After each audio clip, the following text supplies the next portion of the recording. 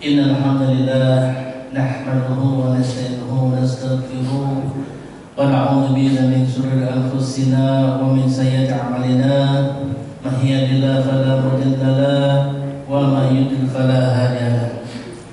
Asyhadu an la ilaha illallah wa asyhadu anna Muhammadan abduhu wa rasuluh. Allahumma shalli ala Muhammad wa ala ali Muhammad. Qala Allah ta'ala fi kitabil karim, a'udzu billahi minasy syaithanir rajim. Qul hadhihi sabili ad'u ila Allah ala basiratin ana wa man ittaba'ani wa subhanallahi wa ma ana minal musyrikin.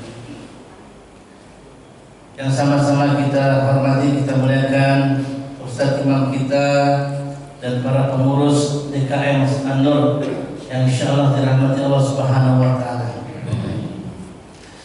Bersyukur kita pada pagi hari ini Allah berikan kita kesehatan jasmani dan rohani untuk bagaimana sama-sama kita bermuzakarah. Allah Subhanahu wa taala menciptakan kehidupan kita di dunia ini adalah kehidupan yang sangat-sangatlah singkat. Usia kita sebagaimana umat Rasulullah ini antara 60 sampai 70 tahun saja. Sedikit yang lebih, bahkan banyak yang kurang. Dan itu sangat-sangat singkat saja. Maka bagaimana kehidupan yang singkat ini kita bisa memanfaatkan sungguh-sungguh dengan ketaatan kita kepada Allah Subhanahu wa taala. Allah Subhanahu wa taala menjadikan kehidupan dunia ini sebagai ladang akhirat. Bagaimana kita mengumpulkan sebanyak-banyaknya bekal.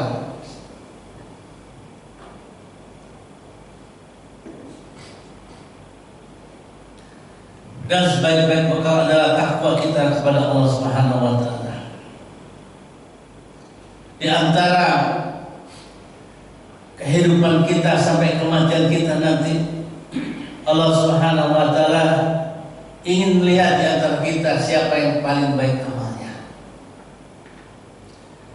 Maka bagaimana kehidupan yang sementara ini kita mendapatkan kehidupan yang baik, hayatan thayyibah, kehidupan yang mendapatkan ridho dan rahmat Allah Subhanahu wa taala, dan nanti di akhirat kita selamat dari api neraka.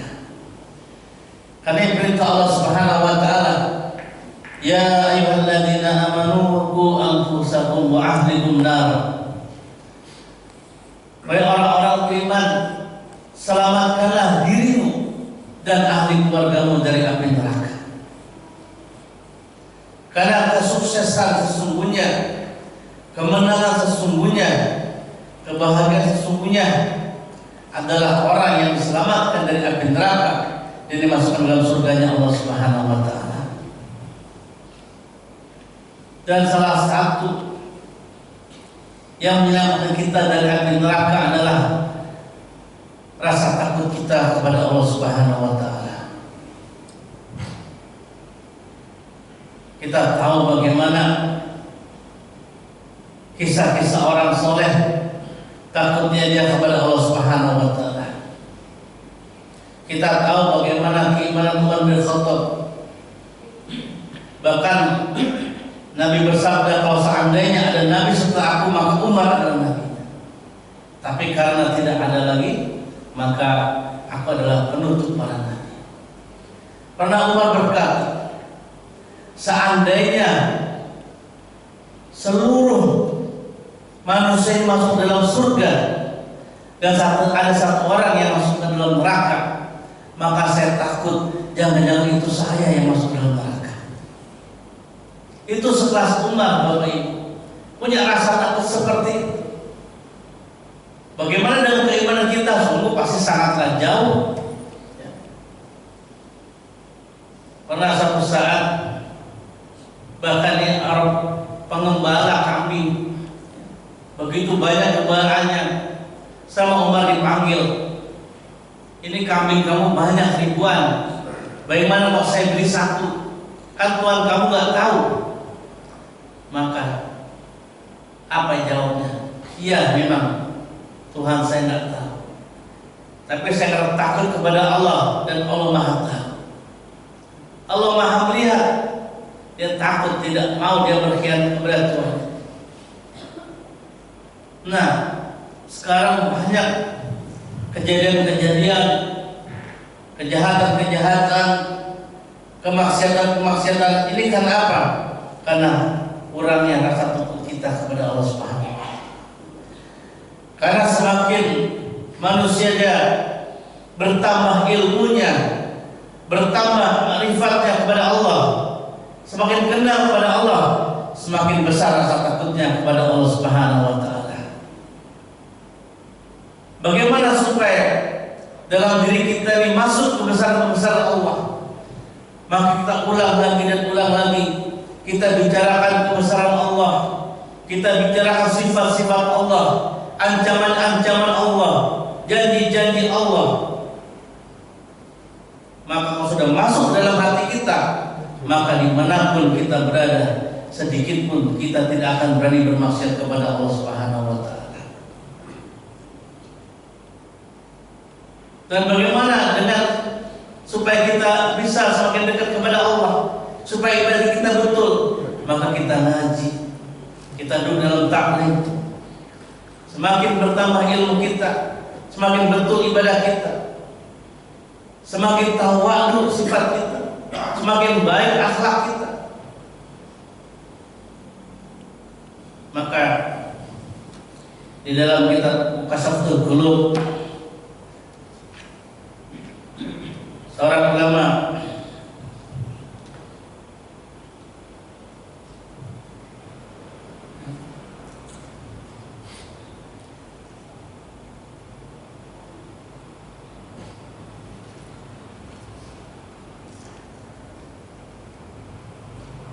al-mu'minu walladhi yakhafu Allah Ta'ala jami'a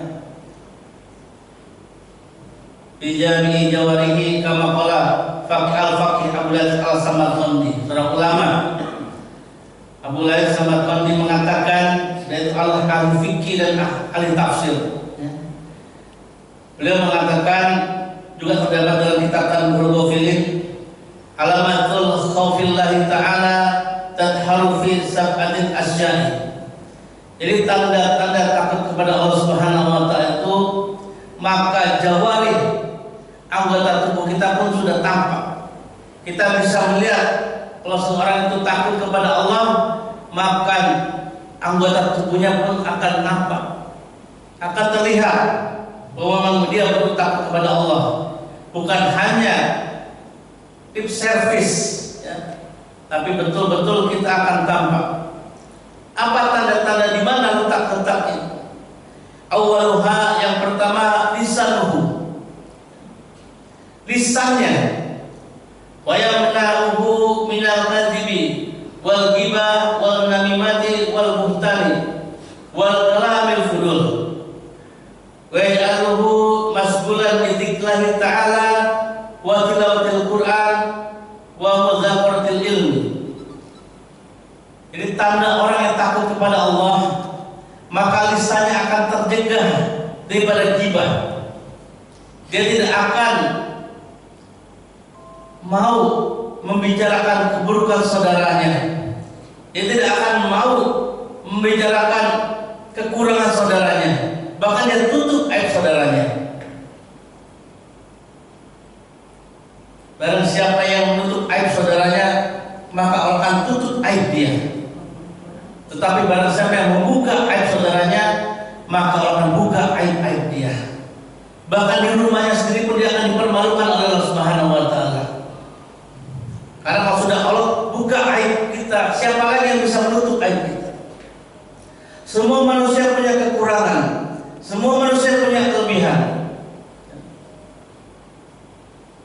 Maka kita jaga lisan kita, jangan sampai kita mudah membicarakan keburukan orang lain. Sahabat bertanya, ya Rasulullah, kalau seandainya keadaan itu memang seperti itu, si fulan memang ada hal-hal yang seperti itu bagaimana? Kata Nabi, kalau memang keadaannya seperti itu, itulah ghibah. Tetapi kalau bukan keadaan seperti itu, maka itu namanya fitnah, lebih besar lagi dosanya. Bahkan kalau di suatu majelis, suatu perkumpulan atau suatu pertemuan,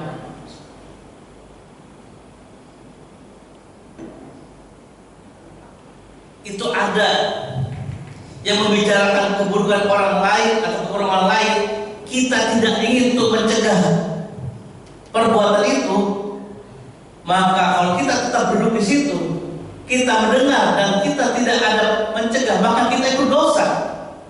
Maka hukumnya haram kita duduk di tempat orang yang bergibah tadi. Kalau kita tidak mau kena dosanya, kita tidak bisa mencegah dengan tangan kita atau mungkin dengan kekuasaan kita atau dengan lisan kita. Kan kata Nabi, man ra'a minkum munkara falyughayyirhu bi yadihi, fa illam yastati fa bi lisanihi, fa illam yastati fa bi qalbihi, wa dzalika aqwal iman. Kalau kamu lihat kemungkaran di depan kalian, maka cegah dengan tangan kalian, dengan kekuasaan kita, dengan jabatan kita, dengan power kita. Tapi kalau tidak bisa, maka dengan lisan kita, dengan nasihat kita, dengan kita menegur, dengan kita mengajak. Kalau tidak bisa juga, kita tidak ada kekuatan karena malu, mungkin takut nanti malah jadi permusuhan, maka di dalam hati kita benci, dan itu adalah lemahnya iman. Kalau seandainya di dalam hati kita pun tidak ada kebencian kepada kemungkaran itu, maka kita sama dosa dengan orang yang berbuat kemungkaran tadi. Maka bagaimana supaya selamat? Kita mau mencegah dengan tangan kita, kita tidak ada kekuatan, tidak ada wewenang. Dengan lisan kita, kita malu atau kita takut, maka lebih baik kita menghindar, kita pergi. Lebih aman kita pergi, supaya kita tidak kena dosa gibah tadi. Ada yang menggibah itu seperti seorang makan daging saudaranya sendiri. Maka orang yang dia takut kepada Allah, maka lisannya akan terjaga dari gibah. Yang kedua, lisannya akan terjaga dari berbohong. Sekarang bohong ini dianggap sebagai hal yang biasa. Kita lihat sekarang di acara-acara di TV, di media sosial itu ada istilah prank ya, ngeprank. Ya, itu kan berbohong. Ya. Bahkan kalau kita lihat tuh mudarat sekali gitu, orang bisa sakit jantung gitu, di prank mobilnya hilang gitu. Kira-kira kalau kita di prank seperti itu bagaimana? Kita lagi ngaji dikasih tahu, Bu, Bapak mobilnya hilang, kaget kita kan? Kalau jantungnya itu masih jantungan, padahal cuma prank aja tuh. Itu kan jauh, jadi bukan budaya Islam. Maka kata Nabi, hendaklah kalian itu berkata jujur, ya. Karena kejujuran itu dekat kepada kebaikan, dan kebaikan itu dekat kepada surga. Dan seseorang yang dia selalu berkata jujur, maka orang akan catat dia sebagai orang yang jujur. Dan hindarilah perkataan bohong, karena perkataan bohong itu dekat dengan keburukan dan dekat dengan neraka. Dan tidaklah seseorang itu dia dikatakan sebagai pembohong kalau dia sedikit-sedikit bohong, ya. Sedikit-sedikit bohong, maka dia akan dicatat Allah sebagai pembohong. Bahkan Nabi menjanjikan rumah di tengah-tengah surga bagi siapa? Bagi orang yang meninggalkan dusta walaupun dia bercanda. Itu kan tadi prank-prank itu kan bercanda, tapi kan berdusta. Itu kalau kita tinggalkan, Nabi menjadikan rumah di tengah-tengah surga. Berbohong aja dalam bercanda kita nggak boleh, apalagi masalah serius. Ya. Masalah-masalah serius yang menyangkut kepentingan umat, yang menyangkut kemaslahatan umat, berbohong, alhamdulillah, lebih besar lagi dosanya, lebih besar lagi mudaratnya. Maka lisan dijaga, jangan sampai hal-hal sepele kita berbohong, ya. Bahkan kepada anak kecil jangan sampai berbohong, ya. Kalau kita janjikan kepada anak kita, anakku anakku, kamu jangan nangis ya, jangan nangis. Nanti kamu saya beli kue. Itu beli kue, jangan bohong. Betul-betul kita bukan hanya sebagai untuk supaya kita diam, tapi kita tunjukkan bahwa apa yang kita ucapkan itu ada buktinya, ada pembuktiannya, sehingga anak kita akan mengucap kita orang yang nggak pernah berbohong. Kan sekarang banyak diam-diam nanti beli es krim, tapi nggak ada. Anak-anak yang lagi-lagi, Bu, mana katanya beli es krim, Pak, mana katanya beli kue, benar nggak gitu, Pak? Benar nggak gitu, Bu? Ya. Nah, kalau bisa jangan begitu, ya. Bahkan hadis saja, periwayat hadis itu lama katakan kalau ada ketahuan sekali aja dia yang dia berbohong, mungkin dia mau ngasih makan kucing, dipanggil kucingnya, ternyata kucing nggak dikasih makan. Kalau ada yang lihat, itu periwayatan hadisnya turun itu derajatnya. Jadi betul-betul orang meriwayatkan hadis itu orang yang jujur, orang yang bersih dari bohong. Nah, kita praktekkan dalam keseharian kita, ya, dengan anak kita dan istri kita. Tapi ada yang boleh berbohong, ya. Boleh berbohong kepada siapa? Suami kepada istrinya boleh bohong. Untuk kebaikan apa? Misalnya ibu masak nih, ibu lagi masak, bapak lagi pulang kantor, habis pulang kantor diajak makan sama temennya ke restoran. Wah, makan enaknya. Ibu udah masak nih, masakan kesukaan bapak. Capek dari pagi belanja ke pasar, lihat di Google menunya, yang paling enak sedang dimasak, capek. Pas sampai rumah, ibu tanya, Pak, ayo Pak makan. Bapak udah makan belum? Kalau bapak bilang gini, udah kenyang. Kira-kira ibu bilang Pak? Marah. Ya, waduh, saya sudah seharian habis waktu tenaga masak. Bapak nggak mau ngapain makan di luar. Nah, itu boleh bapaknya bohong. Benar Bu, aduh, saya lapar banget nih. Aduh, ini saya tunggu-tunggu masakan seperti ini. Seneng gak ibu begitu? Maka itulah bohong yang boleh seperti itu. Bohong dalam perang juga boleh, ya. Dalam perang ditanya, berapa pasukan kamu? Pasukannya ada 1000, tapi kita bilang pasukan saya hanya 100. Wah, musuh merasa, wah ini udah di atas angin kita menang. Dia nyerang, ternyata pasukan kita banyak. Boleh. Maka boleh, kan kita diharamkan nyemir rambut warna hitam tuh, ya. Kita kalau rambut kita beruban itu nggak boleh dicabut, ya. Boleh disemir, tapi sebenarnya nggak boleh warna hitam. Warna selain hitam terserah, mau coklat, mau kuning, mau orange, mau merah silakan, ya. Tapi jangan hitam. Kenapa? Ya nggak boleh, ya. Tapi mengharapkan apa? Supaya kita sadar bahwa rambut kita ini sudah tanda-tanda. Tapi kalau perang boleh disemir warna hitam. Anak-anak muda, bapak-bapak, kakek-kakek yang sudah tua-tua rambutnya putih, disemir hitam semuanya boleh. Kenapa? Supaya kelihatan mudah, kelihatan gagah, sehingga musuh gentar. Wah, anak muda semua ini tentaranya. Musuh gentar, padahal sudah aki-aki, padahal disemir rambut hitam. Boleh untuk berbuat seperti itu, ya. Tapi selain itu tidak boleh berbohong, ya.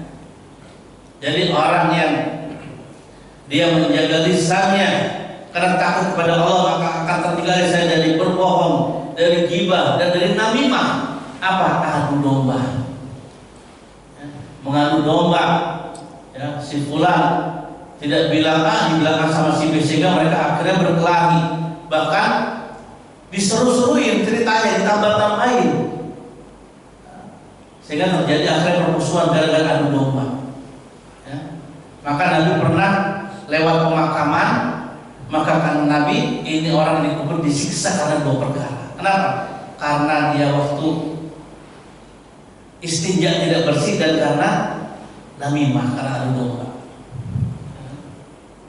Biasanya suka adu domba ini yang orang yang dia suka gosip biasanya, ya. Itu sudah satu paket. Orang yang suka gosip, suka ghibah, suka berbohong, pasti suka dia namimah, adu domba. Nah, ya. Dan selanjutnya, orang yang dia menjaga lisannya adalah dia yang lisannya itu jauh dari kata-kata permusuhan. tidak pernah manas orang. Ya. Kalau orang yang punya masalah bahkan didamaikan sama dia, tidak dipanas-panasin. Oh dia memang begitu, oh memang begitu, udah jadiin aja deh, berantem aja, jangan begitu. Ya. Manas-manasin seperti itu. Tapi saya jauh dan bahkan mendamaikan, memberikan siraman yang sejuk. Ya. Orang Jawa bilang diadem-ademin katanya.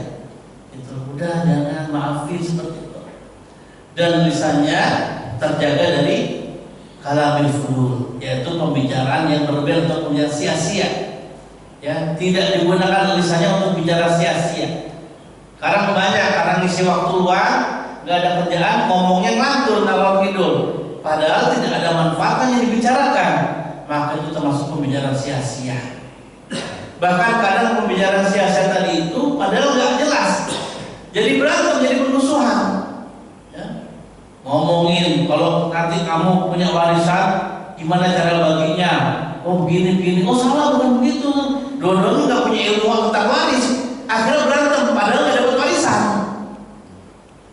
Karena pembicaraan sia-sia tadi. Maka karena kata Nabi, salah satu tanda baiknya agama seseorang, maka ditinggalkan perbuatan sia-sia dan tinggalkan pembicaraan sia-sia. Bagaimana supaya lisan terjaga dari itu? Maka sibukkan lisan dengan berzikir, mengingat Allah Subhanahu wa Ta'ala. Dengan lisan kita sibukkan dengan berzikir, maka otomatis lisan kita tidak akan sempat lagi untuk berbuat hal-hal yang tidak baik. Sibukkan lisan kita dengan tilawah Quran, dengan baca Quran, maka lisan kita akan terjaga dari hal-hal yang tidak baik. Dan sibukkan lisan kita dengan membahas tentang ilmu, muzakarah tentang ilmu, saling tanya jawab, saling mengingatkan, saling bermuzakarah, saling berdiskusi tentang ilmu. Maka orang yang takut kepada Allah, maka lisannya akan sibuk dengan kebaikan-kebaikan, dengan mengingat Allah, dengan baca Quran, dengan zikir. Tanda yang kedua, wasami, yaitu qalbu, hatinya.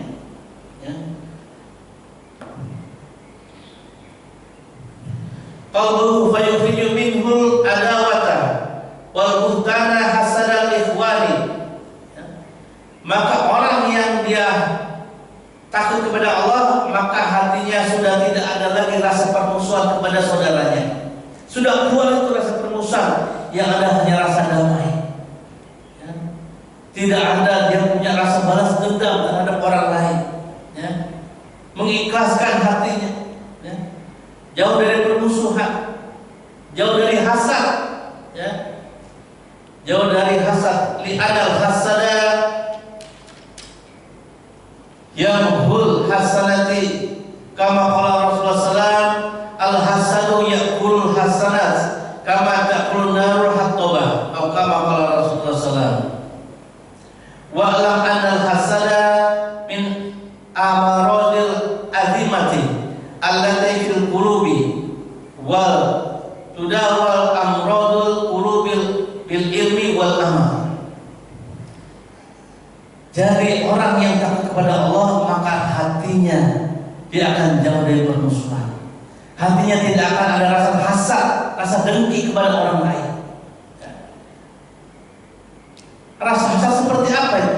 Kalau ada orang lain mendapat nikmat, maka dia tidak suka. Ada orang tetangganya renovasi rumah, dia itu bagaimana, dari mana uangnya? Jangan-jangan korupsi. Udah hasad duluan. Orang yang renovasi, diri kita yang sumpah. Orang ganti mobil, tetangganya kita bicarakan, itu mobilnya baru lagi aja. Kok begitu? Padahal memang masih bagusnya. Urusan dia. Ya. Itu karena rasa hasad tadi. Ya. Maka orang yang hatinya takut kepada Allah, maka tidak akan ada rasa hasad, rasa dengki kepada saudaranya. Ya. Kita boleh punya rasa iri kepada dua orang, kata Nabi. Siapa? Kita boleh iri. Walaupun iri itu sifat tidak baik, ya. Tapi kita boleh iri kepada dua orang. Siapa? orang yang Allah berikan dia Al-Quran, kemampuan baca Quran, maka dia baca siang dan malam. Dan orang yang Allah berikan dia harta dan diinfakkan siang dan malam, maka kepada dua orang ini kita boleh iri. Kenapa? Karena pahalanya begitu besar. Orang yang siang hari baca Quran, orang yang siang hari infakkan hartanya di jalan Allah, ini pahalanya besar, maka kita boleh iri. Selain pada kedua golongan kita tidak boleh iri. Kenapa? Karena sifat hasad itu menghapuskan kebaikan-kebaikan. Sebagaimana sabda Nabi bahwa sifat hasad itu akan menghapus kebaikan-kebaikan, menghilangkan kebaikan-kebaikan, sebagaimana bara api menghanguskan kayu bakar. Kalau kita lihat kayu bakar itu ada bara api, apinya nggak kelihatan, ada baranya, tapi lama-lama habis. Begitulah dengan sifat hasad, kita tidak sadar, tapi kalau nanti kita sudah dikubur, kita di akhirat baru tampak ternyata rasa hasad itu menghapus kebaikan-kebaikan, hilang pahala kita. Dan hasad, kata Nabi, ini merupakan penyakit hati yang paling parah. Ya. Penyakit hati paling parah itu hasad. Penyakit hati itu banyak, sombong, summa, ria. Tapi yang paling parah, yang kronis, kalau seandainya itu seperti penyakit fisik, mungkin orang yang hasad itu masuk ICU, itu mungkin masuknya ICU. Ya. Itu penyakit paling parah, itu sifat hasad. Apa kata Nabi obatnya? Maka obat penyakit hasad yaitu ilmu dan amal. Dengan ilmu dan amal, dengan kita banyak berbuat kebaikan, banyak kita berbaik sangka kepada saudara kita, dengan ilmu yang kita pelajari, dengan ilmu agama, maka kita akan terhindar dari sifat hasad tadi. Maka hatinya tenang, hatinya tidak, orang Jawa itu kemerungsung. Tahu nggak? Ibu ada orang Jawa nggak? Kemerungsung itu apa ya? Kemerungsungnya gundah gitu hatinya. Gundah kenapa? Gundah karena nggak senang orang lain dapat nikmat. Ya. Maka orang yang takut kepada Allah, maka hatinya akan terjaga dari hal-hal yang demikian. Wasal itu yang ketiga, nasruhu fala yanzuru ilal haram minal kalami wasurbi wal kiswatil ghairiha wala ila dunya birragabah bal yakun nazuru ala wajhil intibar wala yanzuru ilal mala yahilu lahu kama qala man mala'a ainahu minal haram ma'allahu ta'ala yawmal qiyamah ainahi minan nar. Yang ketiga adalah pandangannya. Orang yang takut kepada Allah, maka pandangannya akan terjaga dari perkara-perkara yang diharamkan oleh Allah Subhanahu wa taala. Dia tidak akan berani melihat haram-haram. Kemarin santri saya tanya, Ustaz, kalau misalnya kita main medsos, di situ ada kebetulan santri saya ada pondok Hafiz Putri. Ustaz, misalnya saya lagi main medsos, itu ada terlintas ada gambar laki-laki ganteng, gimana Ustaz? Kalau muncul langsung sekali itu halal kata Nabi. Tapi langsung lewatin, jangan ditahan atau jangan dibalik lagi. Itu haram pandangan kedua. Ya, pandangan pertama halal, tapi pandangan kedua haram. Nah, orang yang terjaga matanya karena takut kepada Allah, dia tidak akan berani melihat haram-haram.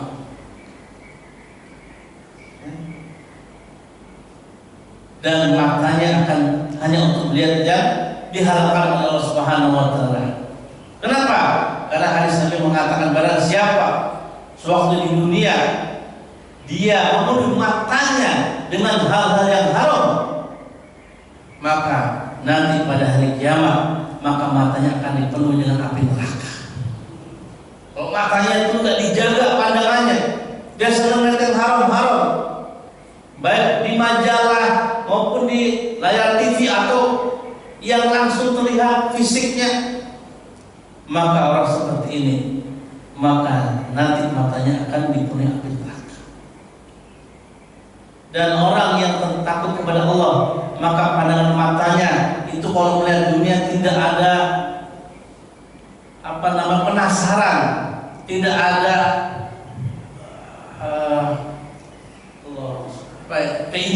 keinginan yang menggebu-gebu, ya, obsesi, ya. Dia melihat dunia tidak ada obsesi. Oh, saya pengen rumah yang gedung, pengen mobil yang mewah, tidak ada obsesi. Bahkan dia melihat dunia sebagai iktibar, sebagai pelajaran bahwa semuanya adalah titipan dari Allah. Semua akan dihisab oleh Allah Subhanahu wa taala. Maka orang yang takut kepada Allah, maka matanya akan terjaga, akan melihat yang halal-halal, dan semua yang dilihat akan menjadi pelajaran untuk meningkatkan iman dia dan semakin dekat kepada Allah Subhanahu wa taala. Warabi batnuhu, yang keempat, fala yudkhilul batnuhu haraman fa innahu ithmun kabirun kama qala Rasulullah sallallahu alaihi wasallam idza waqas luqmatul minal harami fi batni ibni adam la'anallahu kulla malakin fil ardi was samai ma damat tilka luqmatun fil batnihi wa in mata ala tilka halatil fama'wahu jahannam. Maka orang yang takut kepada Allah, maka dia akan menjaga perutnya dari perkara-perkara yang haram, ya. Dijaga dari makan makanan yang haram, baik zatnya maupun cara mendapatkannya. Ada dalam hadis lain Nabi mengatakan, tubuh yang disuruh masuk perkara yang haram, maka lebih pantas dibakar oleh api neraka. Maka kita harus hati-hati, harus selektif dari hal makanan. Sekarang banyak makanan macam-macam, dicampurnya dengan macam-macam, dioplos dengan macam-macam. Ada yang namanya itu mirin, ada namanya itu amcui, ya, ada namanya rum yang mengandung alkohol seperti itu, ya. Maka kita harus tanya, kalau kita melihat tuh makanannya tuh nanti kemasan sudah ada halalnya belum? Atau itu apa, komposisinya apa, ada yang haram nggak seperti itu, atau cara mendapatkannya. Maka orang yang takut kepada Allah, maka dia akan jaga perutnya dari perkara-perkara yang diharamkan oleh Allah Subhanahu wa taala.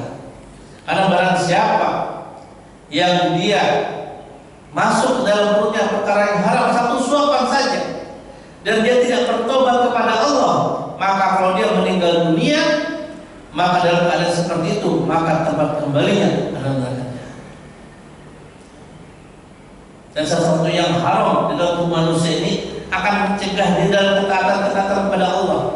Kenapa orang ibadah berat, ngaji berat, tahajud berat, baca Quran berat? Kenapa? Mungkin ada perkara-perkara yang haram yang masuk ke dalam dirinya. Pernah suatu saat Arab Badui itu datang di depan Ka'bah doa, ya Rob, ya Rob, ya Rob. Apa kata Nabi? Dengan izin Allah, Nabi tahu bagaimana keadaan orang itu. Kata Nabi, bagaimana orang yang mau doanya dikabulkan, makanya dari yang haram, minumnya dari yang haram, pakai dari yang haram, maka perkara-perkara haram tadi bisa mencegah doa-doa kita kepada Allah. Maka kita periksa, bagaimana yang masuk. Jangankan subhat, jangankan haram, subhat aja kita harus betul-betul kita tolak. Karena dalam Islam ini al halal bayin wal haram bayin wa bainahuma mutasyabihat.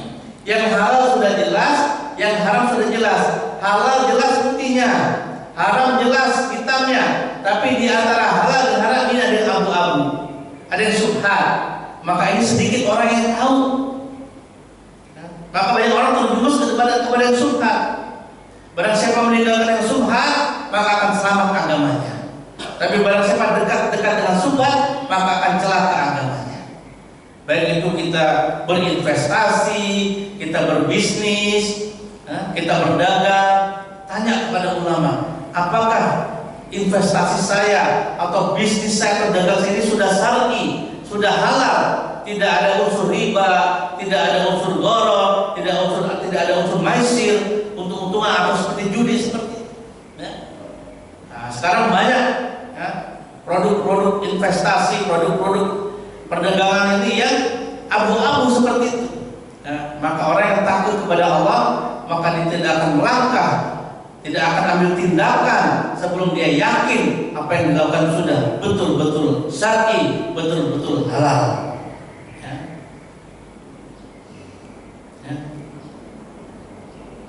Wal khamisu yang kelima, yaduhu fala yamuddu yaduhu ilal haram bal yaduhuma ilal ma fihi ta'atillahi ta'ala. Maka orang yang dia takut kepada Allah, maka dia akan jaga tangannya, kedua lengannya, kedua tangannya akan dijaga dari perkara-perkara yang diharamkan oleh Subhanahu wa taala. Dia tidak akan memegang yang haram, dia tidak akan bertindak yang haram. Bahkan tangannya digunakan untuk ketaatan-ketaatan kepada Allah Subhanahu wa taala. Karena kalau kekuasaan itu dari tangannya dia bertindak, dia korupsi, ya. Itu kan bukan dengan tangan, kias, tapi dengan kekuasaan dia punya wewenang, dia punya kesempatan sehingga dia korupsi. Ya. Atau orang yang kecil-kecilan dia mencuri dengan tangannya, atau pegang yang haram, memegang wanita yang bukan mahramnya. Maka orang yang takut kepada Allah, maka tangannya akan terjaga dari perkara-perkara yang diharamkan. Bahkan tangannya akan digunakan untuk ketaatan-ketaatan kepada Allah Subhanahu wa taala. Mengajak orang dalam kebaikan, membantu orang dengan bersedekah, tangannya digunakan untuk mencegah kemungkaran. Dia punya kekuasaan, dia punya wewenang, punya power.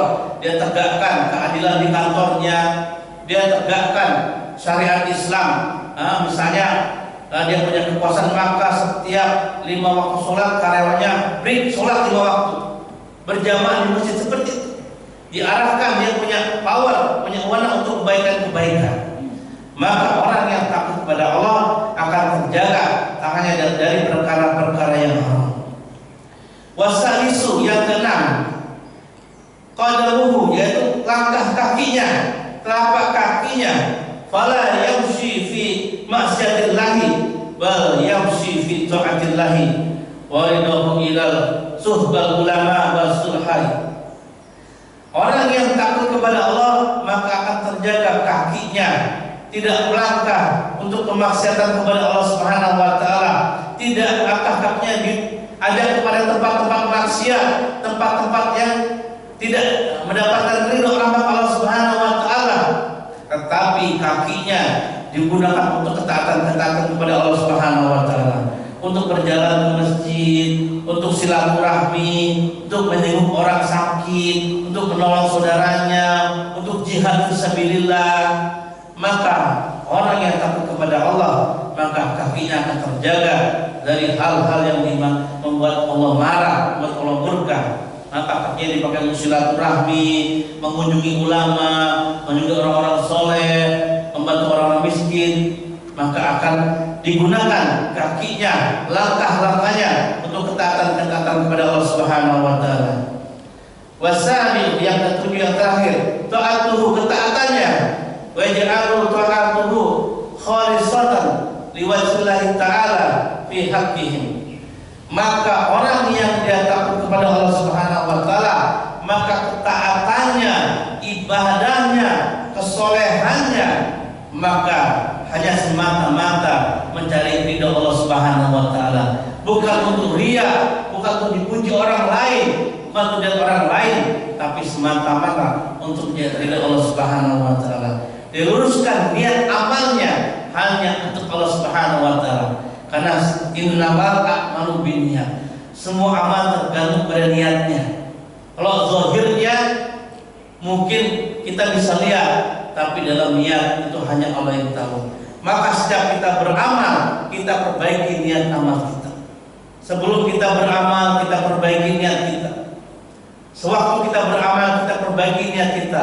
Dan setelah beramal, kita perbaiki niat kita.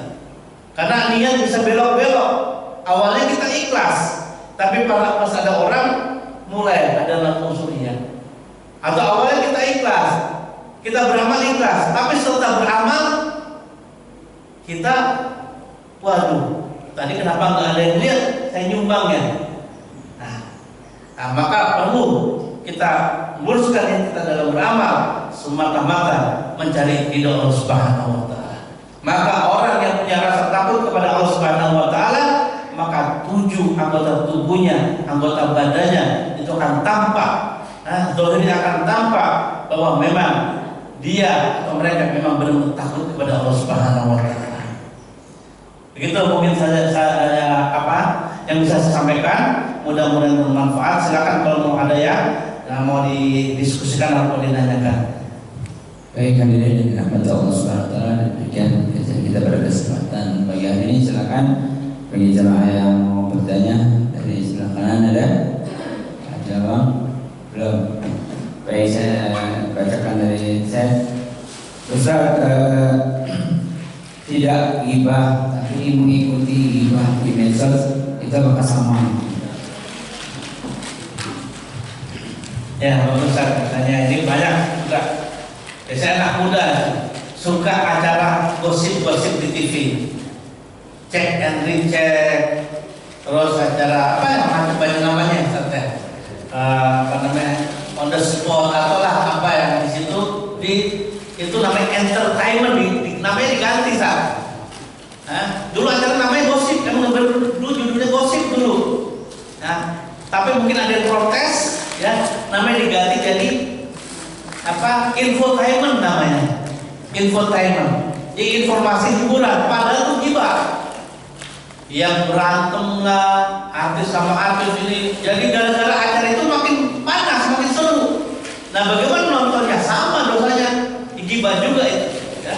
Itu gibah masa kini, ya. Gibah kekinian. Gibahnya sudah bukan satu majelis, tapi sudah lewat medsos, lewat media elektronik seperti itu. Maka kalau kita ikut dengar, itu sama dosanya dengan yang menggibah tadi. Seperti itu. Jadi bagaimana caranya hindari? Ya, masih banyak tontonan yang bermanfaat, ya. Nah, termasuk medsos seperti itu. Nah, maka kita jaga bagaimana mata kita dengan kita terhindar dari hal gibah. Kenapa? Kalau kita ikut dengar, bahkan kita cari-cari tiap infotainment, kita cari berita yang tadi mana, sampai mana perkembangannya. Kita bakal ngikutin. Ya. Kalau sekarang lagi panas, ada yang lagi panas-panasnya nih. Ya, semua jadi panas tuh gara-gara acara itu. Yang tadinya damai nggak besar, masalah kecil jadi besar jadinya. Karena terus diberitakan, di blow up terus. Nah, banyak yang terlibat. Nah, seperti itu. Jadi termasuk berdosa juga kita menonton atau mendengarkan acara-acara yang mengandung unsur ghibah seperti itu. Silakan dari Ibu ada. Ya, boleh. Jadi tahu silakan. Silakan Mbak Jito. Ya Pak, yang tadi melanjutkan yang dilihat di TV. Jadi kita itu seharusnya yang mana yang harus kita tonton Pak yang di TV. Soalnya TV segala hiburan gitu. Terima kasih Pak. Di TV itu saya sudah lama juga kalau TV acaranya apa aja. Ya. Tapi kan nanti itu ada berita, ada berita ya. Terus ada mungkin dulu tuh ada saya pernah tonton ini si bolang. Ya. Anak kecil yang dia suka berpetualang tuh dia ke desa-desa, ke laut. Itu kan hiburan tuh, seneng kan? Dia makan makanan daerah, dia wisata ke pantai itu hiburan seperti itu. Ya si bolang itu si bolang. Terus ada berita-berita, misalnya berita tentang ekonomi, ya seperti itu. Jadi yang manfaat kita bisa ada filter, kita punya filter. Kalau misalnya seandainya kita tonton sudah ke arah-arah gibah, oh ini gibah, langsung aja kita pindah channel. Kan sekarang channel banyak kan, bisa 20 lebih sekarang channel. Banyak pilihan kita. Bahkan ada TV Islami tuh, TV Islami. Nah kita tonton tuh yang udah jelas-jelas itu yang insya Allah tidak ada unsur gibahnya seperti itu. Nah jadi hiburan sangat beragam sekarang di TV itu banyak. Gitu. Jadi kita bisa milih Bu, mana yang supaya kita selamat gitu. Termasuk tadi dulu saya senang tuh nonton si bolang tuh. Begitu Pak ya. Silakan ada lagi. Ya, oke. Pak Imam sudah siap.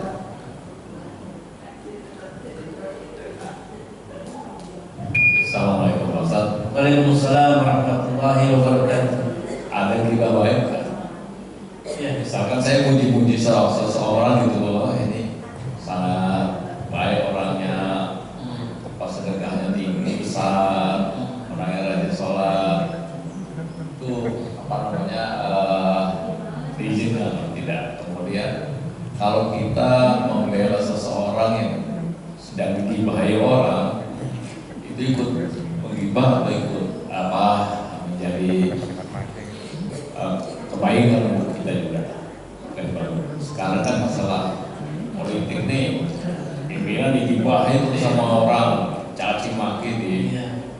kita belain gitu meskipun hanya melalui chat. Sebatas kemampuan kita ya. Iya. Atau mungkin di WA group ya. Iya. Kan Pak Ustaz Assalamualaikum. Assalamualaikum warahmatullahi wabarakatuh. Terus dari Pak Bambang ya. Kalau memuji Pak, kita tidak boleh berlebihan. Ya. Takutnya dia, apalagi kita memuji yang tidak ada pada diri orang itu gitu. Ya. Jadi ya kalau untuk misalnya hubungan baik ya, ya kita boleh kita memuji. Oh kita ingin juga seperti beliau, ingin seperti dia. Tapi jangan berlebihan. Karena kalau berlebihan itu nanti malah mudorot. Dia jadi nanti ada timbul sifat sombong, sifat ria seperti itu gitu. Jadi boleh memuji tapi tidak berlebihan. Ya, gitu. Kadang kalau ibu-ibu juga dipujinya kadang ngomong berlebihan. Nah, masakannya masak nih. Waduh, masakan ibu paling enak deh di seluruh dunia. Padahal masih banyak lebih enak lagi. Itu kan kadang berbeda. Tapi kan itu ada unsur bercanda, Pak. Gitu. Tapi kalau kita memuji seseorang yang dia tidak ada unsur bercanda, tapi kita berlebihan ya, maka itu malah tidak baik. Gitu. Jadi sekadarnya boleh kita memuji. Ya. Dan bagaimana dengan kita kalau kita membela, wajib hukumnya. Kalau orang digibah, kita wajib membela. Ya. Kalau kita punya pengetahuan tentang orang yang digibah, kita sampaikan. Oh dia begini, kita wajib. Minimal kalau kita tidak bisa suruh diam, udah stop, jangan ngomongin lagi. Gitu. Kalau kita udah suruh diam dia nggak mau diam, udah kita keluar dari majelis itu. Ada bahkan orang kalau di warung itu isinya gibah terus keluar dia keluar dari grup. Kenapa? Isinya gibah terus. Dan supaya kita selamat, nggak terlibat gibah, udah kita kemudian aman keluar. Begitu Pak. Kan banyak tuh. Yang kemarin waktu pemilihan capres tuh panas tuh kan. Itu banyak yang dia terjaga supaya hatinya nggak terlibat gibah, keluar dari grup itu. Nah keluar grup aja nanti kalau itu biasanya grup alumni tuh, alumni sekolah tuh, alumni kuliah, alumni sekolah, alumni pondok tuh, karena beda pilihan jadi gibah tuh. Jadi saling menjatuhkan bahkan. Ya aman keluar aja dulu, nanti udah kepilih presidennya masuk lagi gitu. Gitu Pak. Baik, masih ada lagi. Mungkin kalau sudah tidak ada, masih ada waktu kurang lebih 8 menit. Mungkin harus berikan kesimpulan dan untuk ya rasa takut kepada Allah Subhanahu wa taala termasuk yang harus ada pada diri orang beriman. Harus ada dua, khauf dan roja. Rasa takut dan rasa harap itu harus balance.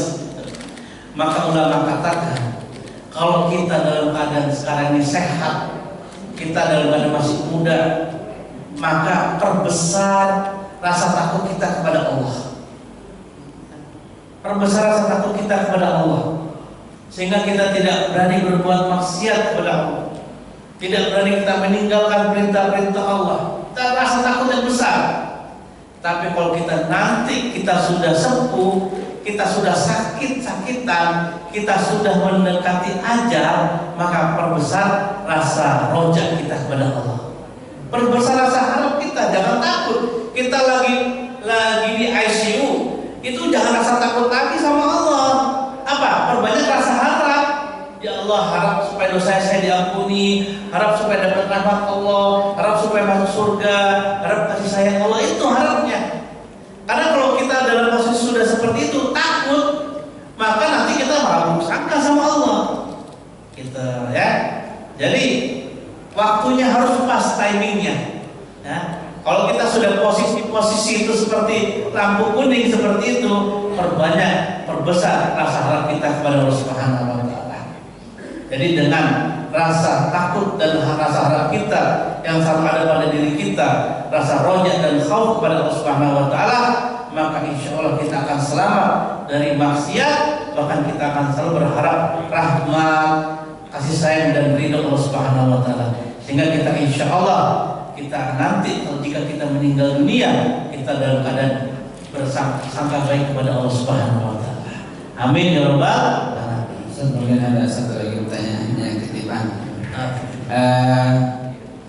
Boleh nggak ada anekdot jangan takut kepada manusia, takutlah kepada Allah. Gitu.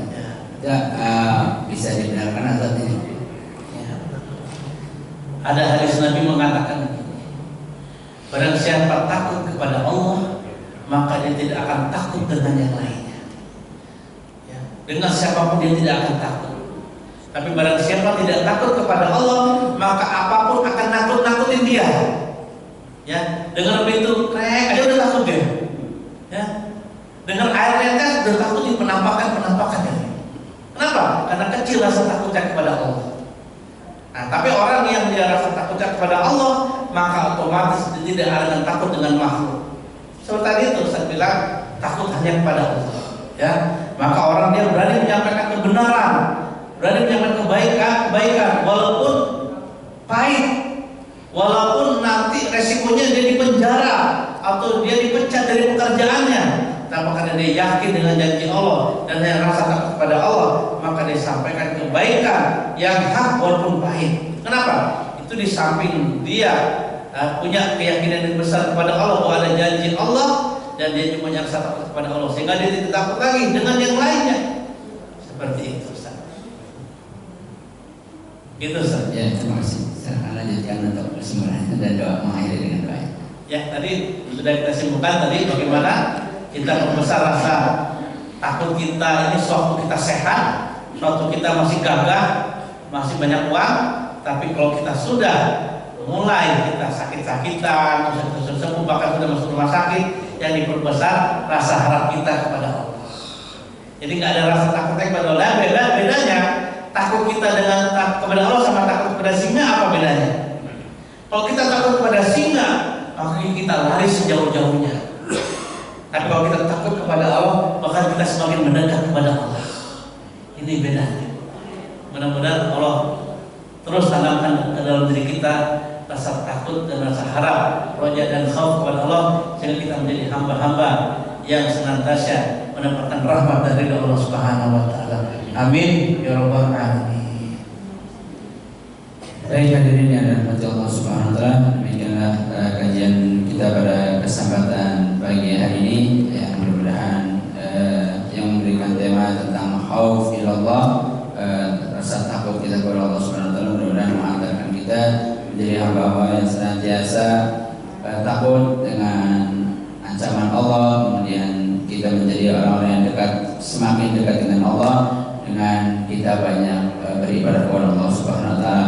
Demikian kajian pada kesempatan hari ini. Marilah kita tutup sama-sama dengan bacaan kafaratul majlis.